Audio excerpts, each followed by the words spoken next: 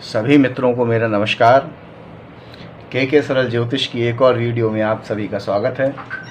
मित्रों, लगन विश्लेषण की सीरीज़ के बाद आइए एक बिल्कुल नए और बहुत ही महत्वपूर्ण विषय को लेकर के मैं आप सबके सामने हाजिर हूँ।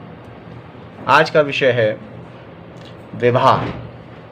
कहाँ, कब, कैसे, कितनी दूर। तो आइए देखिए, सबसे पहले दृष्टिपात करते हैं हम इस लगन कुंडली पर। ये आपकी लगन कुंडली है जिसमें ये आपका पहला हाउस है। ये हाउस हमेशा पहला ही रहता है। पहला घर हर लगन के अंदर यही होगा। यहाँ नंबर कोई भी लिखा हो सकता है, 1 2 से लेकर के 12 तक, लेकिन पहला हाउस यही होगा जो आपके तन का हाउस है। ये आपका दूसरा हाउस यही होगा जो धन का हाउस है। तीसरा हाउस यही होगा जो पराक्रम का हाउस है। चौथा हाउस, चौथा भाव यही होगा जो सुख का भाव है। ये पंचम भाव संतान, छठा भाव रोग, सातवां भाव पार्टनर, आठवां भाव आयु, नवम भाव भाग्य का है, दशम हाउस आपका कर्म का है, 11वां घर आय का है, 12वां घर वाय का है। तो इस प्रकार से ये हाउस आपके यही रहते हैं। इनमें जो गिनती लिखी होती हैं वो राशियां होती हैं और गिनती किसी भी नंबर की लिखी हो सकती है। तो ये आप देखिए, ये आपका तन यानी कि ये आपका खुद का हाउस है और इसके ठीक सामने ये लिखा हुआ है सप्तम हाउस, ये आपके पार्टनर का हाउस है। तो आइए हम इस बात को समझ लेते हैं सबसे पहले कि हमारा विवाह कितनी दूर होगा।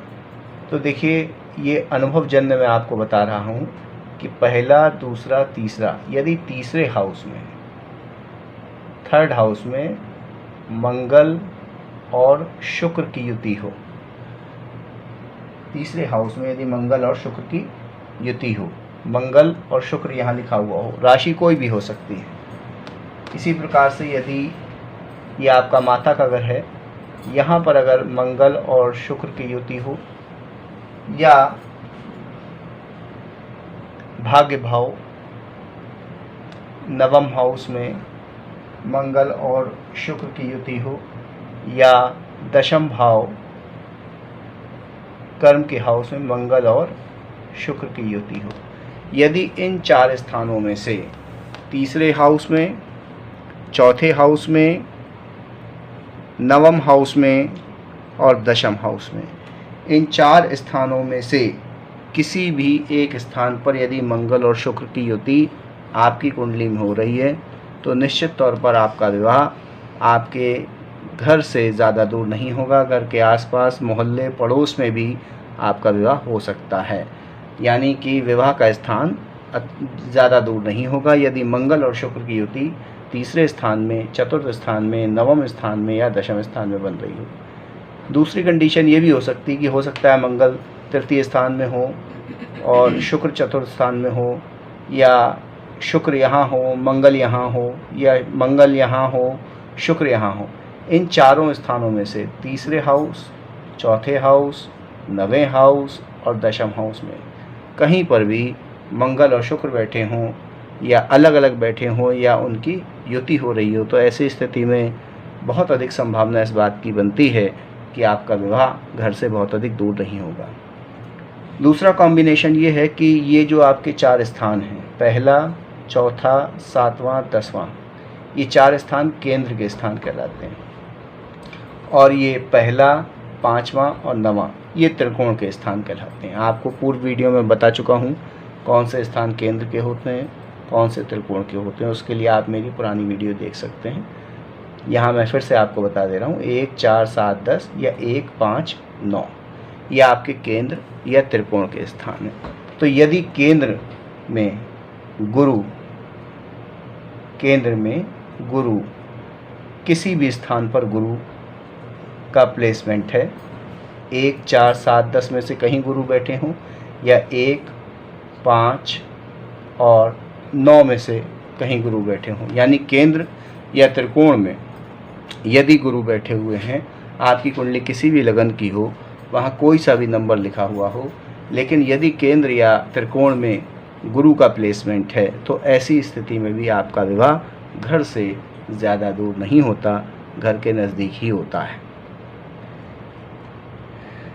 इसके बाद एक और कॉम्बिनेशन की बात करते हैं, एक और नियम की बात करते हैं कि आखिर एग्जैक्टली किस तरीके से देखा जाए विवाह कितनी दूर होगा। तो देखिए, ये जो आपका सप्तम स्थान है, जो आपका पार्टनर का, लाइफ पार्टनर का स्थान है, पति के लिए पत्नी और पत्नी के लिए पति का स्थान है, इस स्थान पर जो नंबर लिखा हुआ है, मान लीजिए मैं यहाँ एक कुंडली बना लेता हूँ, 5, 6, 7, 8, 9, 10, 11, 12, 1, 2, 3, 4, ये मैंने नंबर लिख दिए हैं। तो इस प्रकार से आप देखिए, जो आपका सप्तम स्थान है, यहाँ क्या नंबर आया, यहाँ आया 11 नंबर।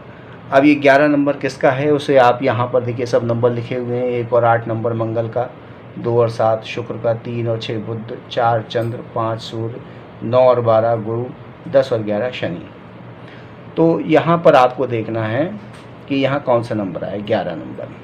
तो अब मैंने देखिए यहाँ पर लिखा हुआ है कि ये राशियाँ आपकी चर राशियाँ 1, 4, 7, 10 होती हैं। स्थिर राशियाँ 2, 5, 8, 11 होती हैं। द्विसव राशियाँ 3, 6, 9, 12 होती हैं।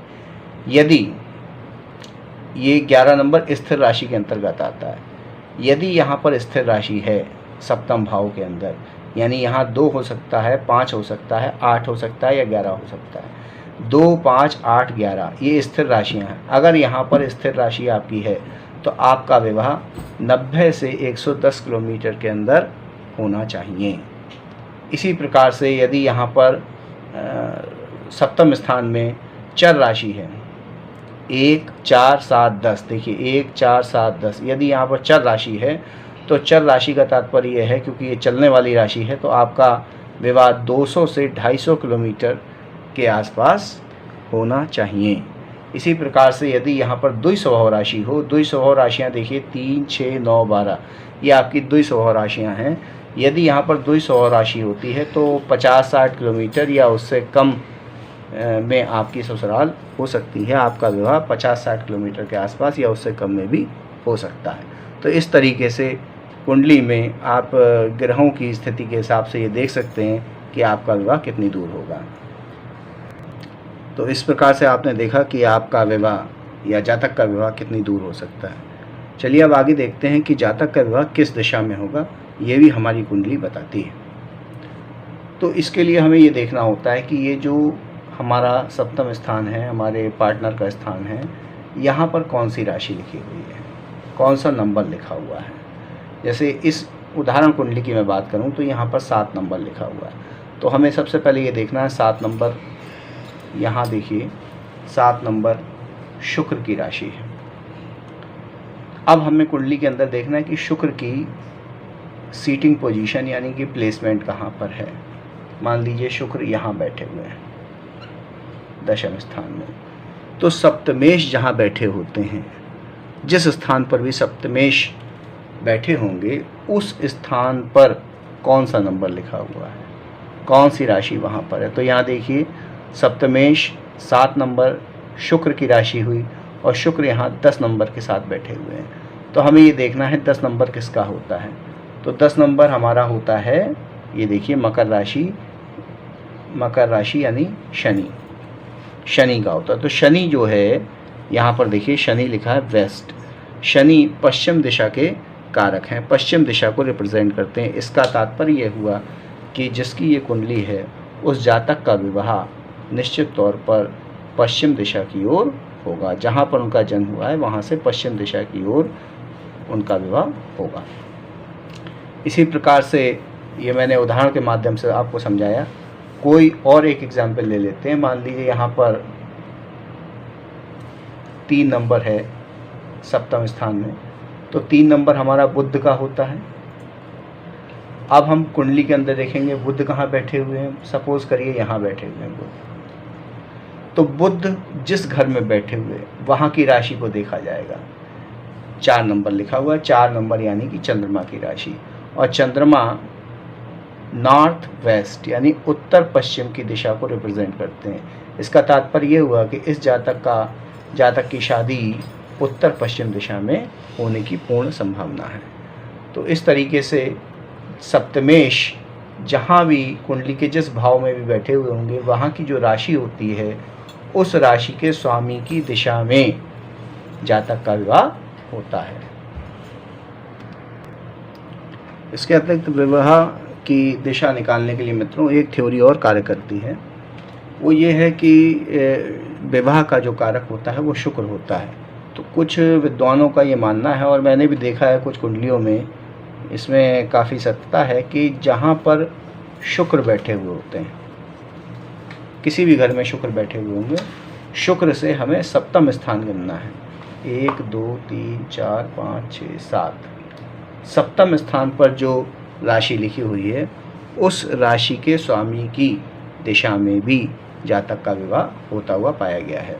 जैसे कि यहाँ पर अगर हम इस उदाहरण कुंडली में देखें तो शुक्र यहाँ लिखे हुए हैं, तो यहाँ से सप्तम स्थान अगर हम मिलते हैं तो यह आता है 12 नंबर। 12 नंबर गुरु की राशि है और गुरु उत्तर पूर्व दिशा को रिप्रेजेंट करते हैं। तो इस जातक की शादी उत्तर पूर्व दिशा में होनी चाहिए।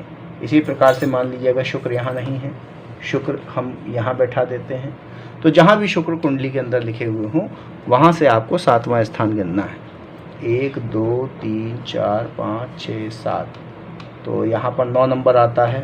9 नंबर देखिए गुरु की राशि है, तो फिर वही आ जाता है, गुरु उत्तर पूर्व दिशा में आपकी विवाह या शादी होनी चाहिए।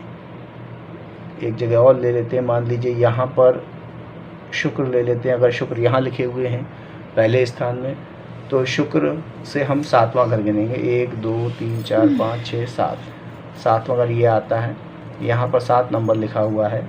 7 नंबर शुक्र की राशि है और शुक्र साउथ ईस्ट यानी कि दक्षिण पूर्व के दिशा के स्वामी हैं या इसको रिप्रेजेंट करते हैं। तो आपका विवाह, इस जातक का विवाह दक्षिण पूर्व दिशा में होना चाहिए। तो इस तरीके से कैलकुलेट करके आप ये देख सकते हैं कि आपका विवाह किस दिशा में होगा। अब अगला प्रश्न ये उठता है कि ये तो हमने देख लिया कि जातक का विवाह कितनी दूर पर होगा, किस दिशा में होगा, लेकिन ये हम कैसे जानें कि विवाह कब होगा, यानी कि टाइमिंग विवाह की कब होगी। तो देखिए, जातक, किसी भी जातक का विवाह सप्तमेश, ये देखिए सप्तमेश, सप्तम भाव में बैठे हुए ग्रह या सप्तम पर दृष्टि डालने वाले ग्रहों की दशा अंतरदशा में विवाह होता है।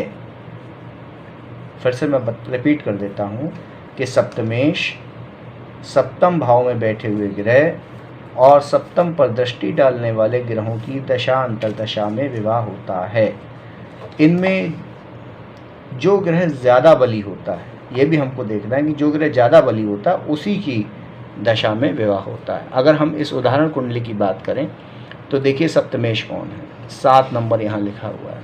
7 नंबर यानी कि शुक्र की राशि, अर्थात शुक्र की दशा अंतरदशा में जातक का विवाह होगा। या सप्तम भाव में बैठे ग्रह, जैसे यहाँ 2 ग्रह बैठे हुए हैं, बुध और शुक्र, और सप्तम पर दृष्टि डालने वाले की बात करें तो यहाँ से देखिए शुक्र बैठे हुए हैं। शुक्र की सप्तम दृष्टि 1 2 3 4 5 6 7 इस हाउस में पड़ रही है, तो शुक्र की दशांतर दशा में भी जातक का विवाह हो सकता है। इसके अलावा यदि गोचर की बात की जाए तो जब शनि और गुरु का गोचर सप्तम भाव या लगन भाव पर पड़ता है, यानी कि गोचर में जब शनि और गुरु सप्तम भाव और लगन भाव को देखते हैं तो गोचर में इन भावों के आ जाने पर भी विवाह 100% होता है।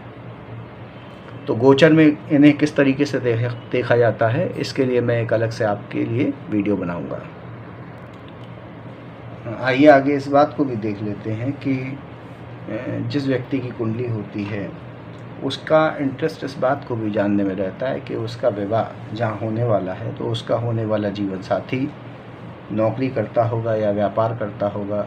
नौकरी करता होगा तो किस स्तर की नौकरी होगी, उसका स्वभाव कैसा होगा, ये सारी बातें भी कुंडली देख करके जानी और समझी जा सकती हैं। तो देखिए, ये आपका, जैसा कि मैंने आपको बताया कि ये आपका सप्तम भाव है, ये आपका लगन है, ये जातक स्वयं है, ये आप स्वयं होते हैं और ये आपका जीवन साथी होता है। तो सप्तम भाव में जो गिनती लिखी होती है उसके हिसाब से हम कैलकुलेट करते हैं कि हमारा होने वाला जीवन साथी कौन और कैसा हो सकता है, वो बिजनेसमैन होगा कि सर्विस करता होगा। तो देखिए, यदि यहाँ पर आपका 1 नंबर लिखा हुआ है सप्तम भाव में, तो सबसे पहले हमें ये देखना है कि 1 नंबर किसका होता है। तो देखिए, यहाँ पर 1 नंबर मंगल का है, यानी मंगल की राशि।